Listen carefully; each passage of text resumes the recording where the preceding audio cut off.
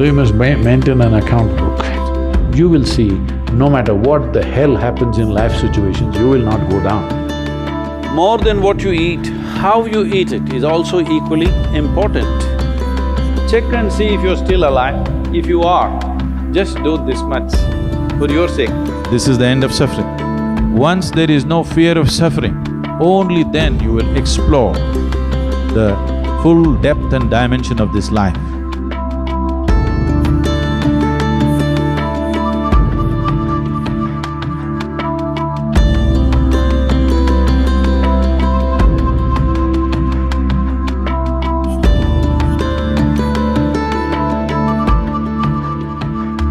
Outside challenges are many. There are many things in the world. Some things will happen, some things won't happen, some things will act for us, something will work against us. These things are happening all the time. But am I functioning for myself or am I functioning against myself? Within this, is my life little more exuberant, little more better, little more joyful, little more peaceful? You just measure this every day. So you must maintain an account book. Yes, if you're doing business, how do you know whether you're progressing? Only one who keeps accounts knows whether he is making money or going down, isn't it so? Similarly, you must maintain an account. You just see, let's say yesterday you were joyful 5 times in the day. Today if you're 6, you're better. Tomorrow if you're 7, you're better. But day after tomorrow if you're 3, you're worse. How many moments of joy do you have? Why I'm talking about joy is we are not using joy as a goal. Joy is a measure. Joy means you're at ease. Joy means you become more of life than being a mental mess, isn't it? Joy does not mean that you attain to something.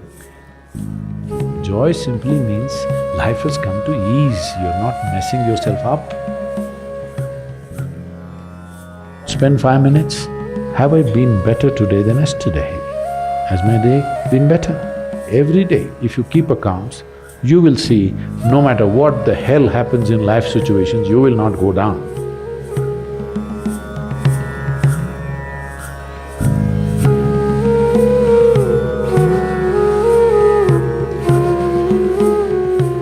Here I'm not trying to tell you what to eat and what not to eat.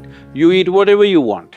But being a human being, the most important thing is that you do it consciously. Whatever you do must happen consciously.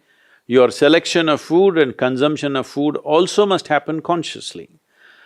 More than what you eat, how you eat it is also equally important. When I say how you eat it, these are all live substances. Every one of them had a life of their own, whether it's a plant, animal, vegetable, every one of them had a life of their own. If you approach it with a certain sense of gratitude and reverence towards the food that you eat, when I say reverence, it may feel like too much for you, but I'm asking you, let's say we put you in a room and you had nothing to eat for 5 days. If God appears in front of you, what will you ask for? Food? So that's how important it is. You must understand the food on your plate is not just a substance, it is not a material, it is not a commodity, it is life. It is the life-making material for you. So you must treat it as such. Right now, when it's on the plate, when it's out there, it has no value, but the moment you consume it and it becomes your flesh and blood, now suddenly it's of immense value. Why do we live like this? It's very important, when it comes on your plate itself, you must treat it as a part of yourself. With great reverence, you must consume. Just the way you consume it, if you change that, food will behave very differently within you.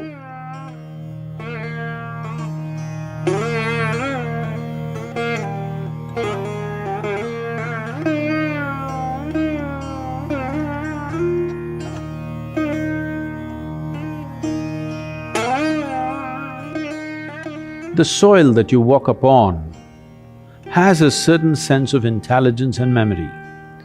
So even if you happen to live in a concrete jungle, it is important to keep in touch with the earth upon which you live.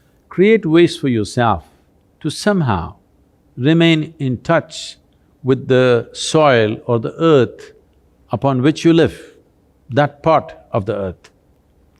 With your bare hands and bare feet, see particularly the palms and the soles, if they come in touch with the earth on a daily basis, at least for a few minutes, a certain harmonizing of the physiological process will happen just being in contact with the earth.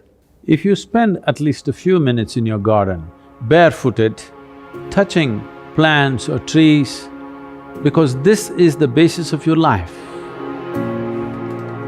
All life, yours and every other creature, has come out of this earth. Stay in touch with it and harmonize your system.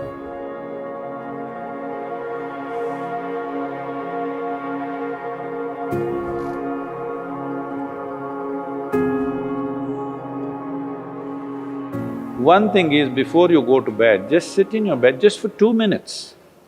2 minutes, just see, suppose you're going to die right now in 2 minutes' time, how it'll be, and then sleep. You will see tomorrow when you wake up, you'll wake up like you just born. If you go to sleep with this awareness, you will wake up with a completely new dimension of energy within you. Suppose you wake up tomorrow. No, that's not… See, you think it's a joke, that's a problem. Every day, nearly 300,000 people don't wake up tomorrow. So in case you wake up tomorrow, check and see if you're still alive. If you are, just do this much, for your sake, not my sake. One big smile, you're still alive.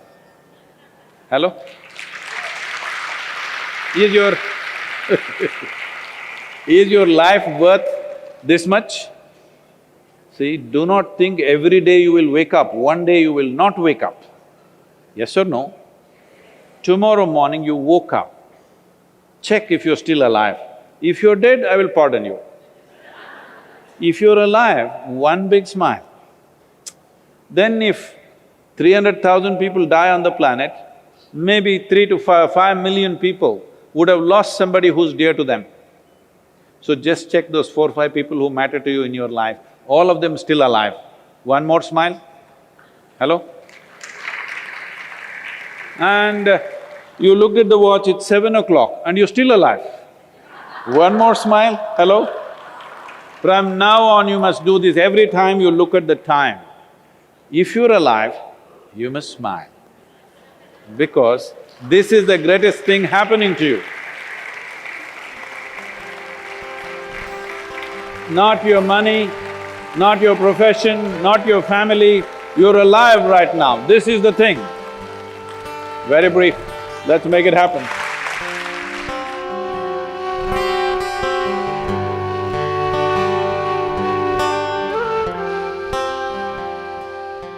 Your ability to live well on this planet is essentially how well you can harness this body and this mind. Yes or no?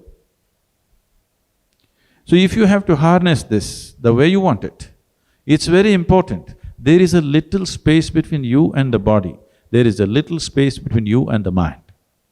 Whatever suffering, any kind of suffering that you have known in your life has entered you either through the body or through the mind. Do you know any other kind of suffering? Do you know any other kind of suffering? Physical suffering, mental suffering. There's only 2 things you know, isn't it? If a little distance arises between you and the body, between you and the mind, this is the end of suffering. Once there is no fear of suffering, only then you will explore the full depth and dimension of this life.